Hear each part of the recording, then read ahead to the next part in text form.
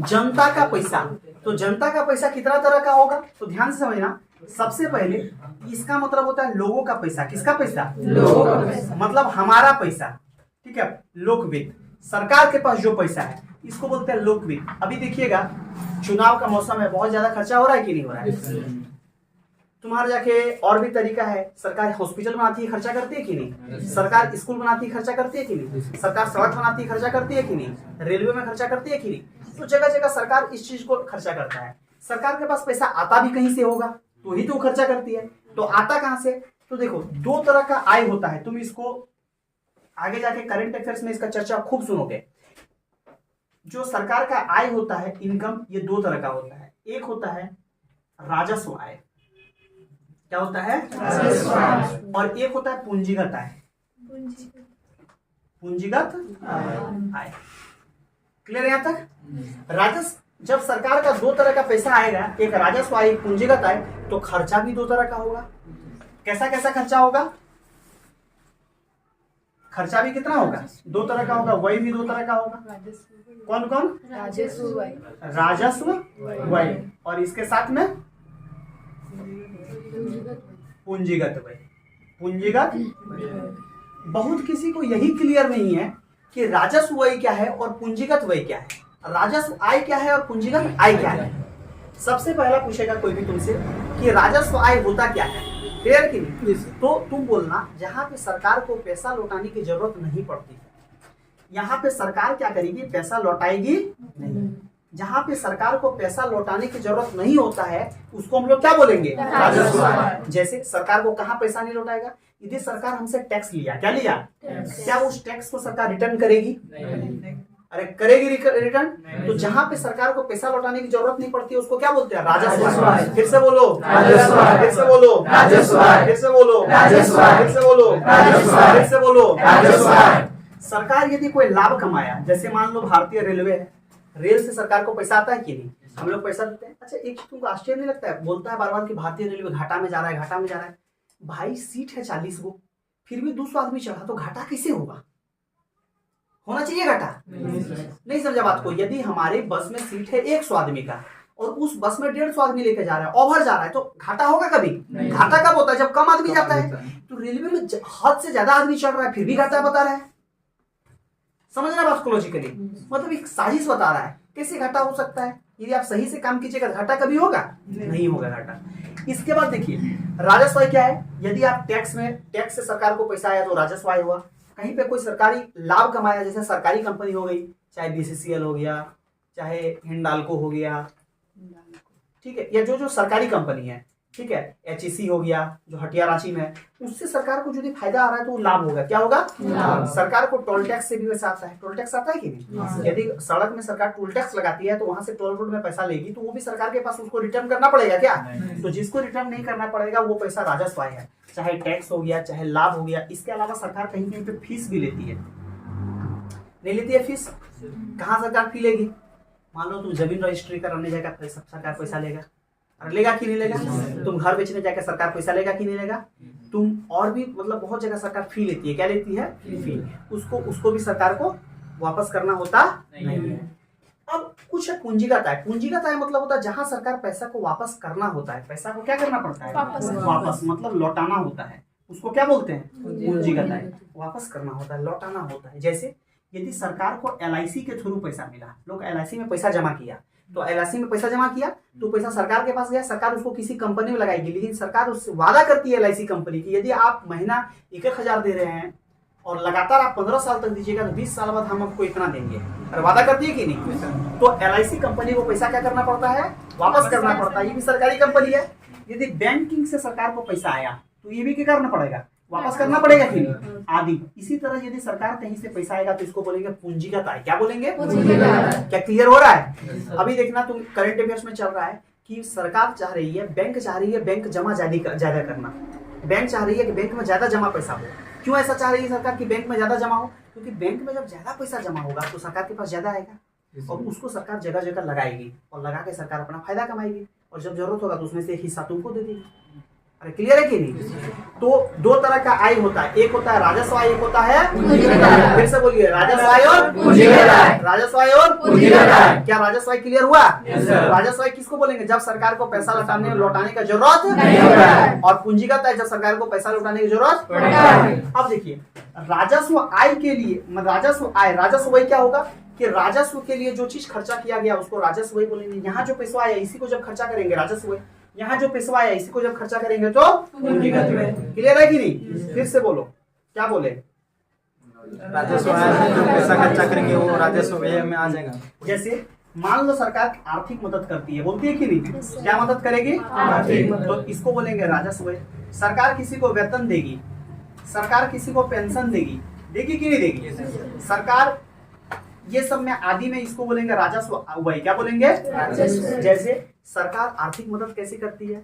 मान लो सरकार को जैसे वृद्धा पेंशन देता है कि नहीं देता है? तो सरकार उसमें पैसा देता है कि नहीं? जैसे वृद्धा पेंशन हो गया, विधवा पेंशन हो गया, देता है कि नहीं? तो उसमें पैसा देता है।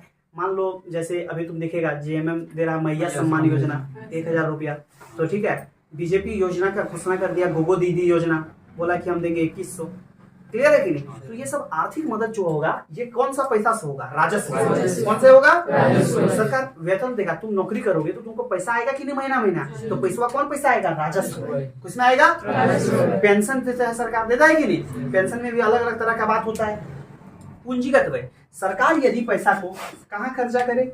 स्कूल बनाने में, ठीक है, स्कूल बनाने में, उसके अलावा कॉलेज बनाने में, ठीक है, हॉस्पिटल बनाने में, इस समय सरकार खर्चा करता है कि नहीं? हॉस्पिटल।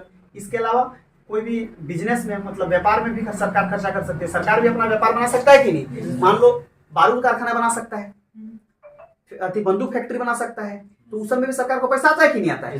तो व्यापार में या सरकार और भी चीजें, सड़क बनाएगा, इस तरह का आदि खर्चों में सरकार जो खर्चा करती है इसे बोलते हैं पूंजीगत व्यय। क्या बोलते हैं? पूंजीगत व्यय। तो सरकार का जो लोक वित्त है, जो हमारा पैसा है, ये दो तरह से आता है। एक आता है राजस्व व्यय, राजस्व आय, और एक आता है पूंजीगत व्यय। खर्चा जब होगा तो राजस्व व्यय और पूंजीगत व्यय। क्लियर है यहाँ तक? कोई कंफ्यूजन यहाँ तक? समझ में आ रहा है? तो हमारा पैसा कितने तरह से आएगा? दो। कौन कौन? क्लियर है? खर्चवा के तरह से होगा दो। कौन कौन? यदि हमारा पैसा पेंशन के थ्रू खर्चा होगा तो कौन सा पैसा गया? राजस्व व्यय। क्लियर है? यदि सड़क बनाने में पैसा खर्चा हुआ तो ठीक है। यदि हमको पैसा पेंशन से आया, टैक्स से आया, तो कौन सा? राजस्व आय।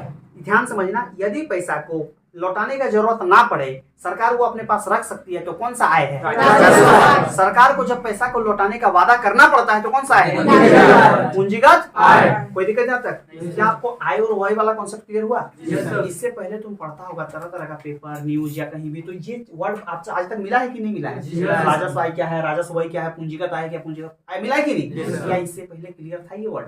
आज क्लियर हुआ? अब आगे बढ़ते हैं हम लोग। ध्यान समझना, यदि कभी भी तुमको बताए थे कि इनकम कम हो गया, आय कम हो गया और खर्चा बेसी हो गया, तो घाटा होगा कि नहीं होगा? अरे कोई दिक्कत? क्या होगा? घाटा होगा। तो एक घाटा जो होता है इसको हम लोग बोलते हैं सार्वजनिक घाटा। क्या बोलते हैं? सार्वजनिक घाटा। सार्वजनिक घाटा। सार्वजनिक घाटा क्या होता है कि टोटल कुल आय नहीं, कुल व्यय। पैसा तो क्या होगा? बेसी खर्चा हो गया और आया क्या? कम आया, तो कुल आय। तो सार्वजनिक घाटा बराबर होता है कुल व्यय माइनस कुल आय। जितना खर्चुआ हुआ ये बेसी हो गया और कमाई कम हुआ, तबे ना घाटा हुआ। अरे कोई दिक्कत? इसी तरह तुमको कभी कभी पूछ लेगा राजस्व घाटा का क्या होता है। तो देखो, राजस्व घाटा मतलब क्या है कि राजस्व घाटा। तो राजस्व घाटा कब होगा कि राजस्व में जब ज्यादा खर्चा होगा। अरे राजस्व में क्या होगा? राजस्व व्यय ज्यादा होगा और राजस्व आय क्या होगा? कम होगा। तो इसी को हम लोग क्या बोलते हैं? राजस्व घाटा। राजस्व घाटा। क्या यहाँ तक समझ में आ रहा है? अरे हाँ या नहीं? यदि कुल कमाई से ज्यादा कुल खर्चा ज्यादा है तो घाटा होगा कि नहीं होगा?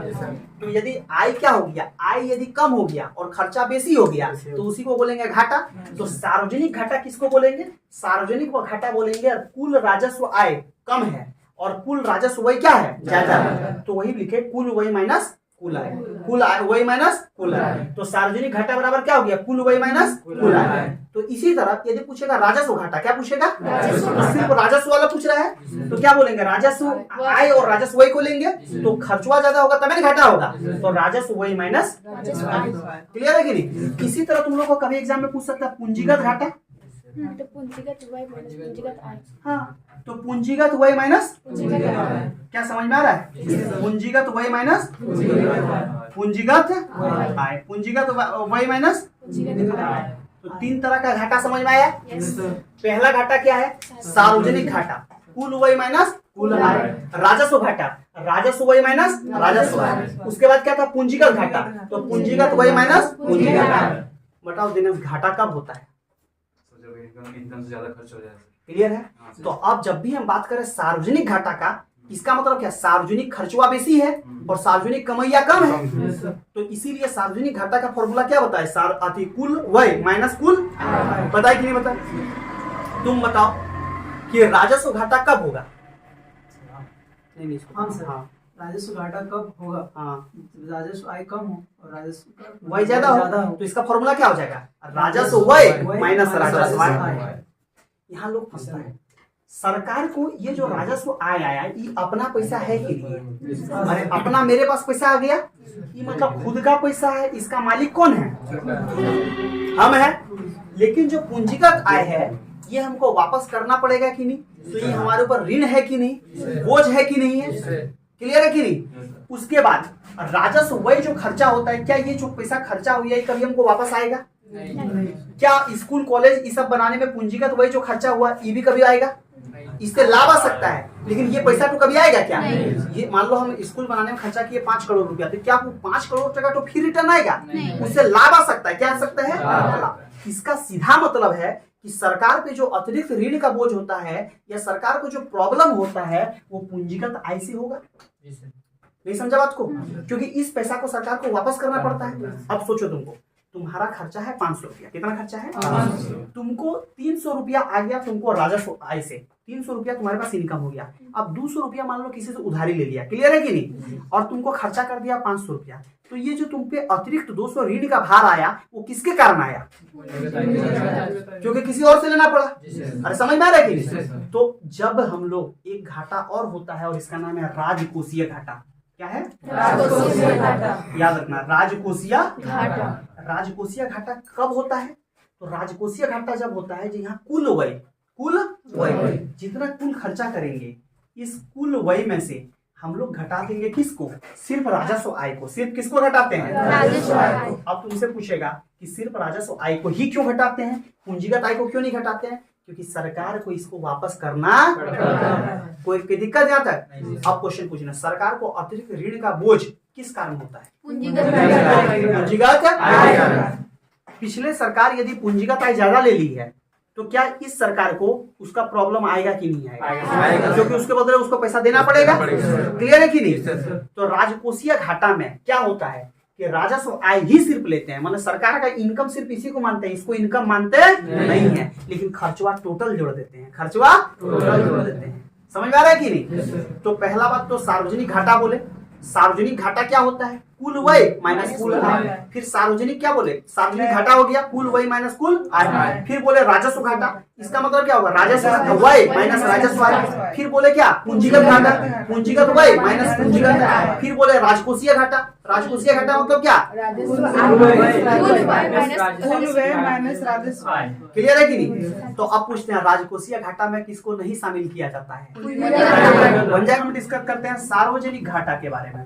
सरकार को ये सार्वजनिक घाटा होता कब है, तो हम अभी बात किए कि सरकार को सार्वजनिक घाटा तब होगा जब सरकार कुल व्यय जितना करेगी उसमें से कुल आय को घटा देंगे, कुल आय को घटा देंगे। दूसरा हमने अभी बात करा राजस्व घाटा, राजस्व घाटा। ये राजस्व घाटा का मतलब होता है राजस्व व्यय माइनस राजस्व आय।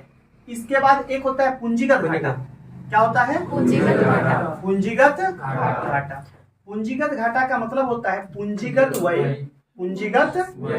व्यय माइनस पूंजीगत आय। क्लियर है कि नहीं।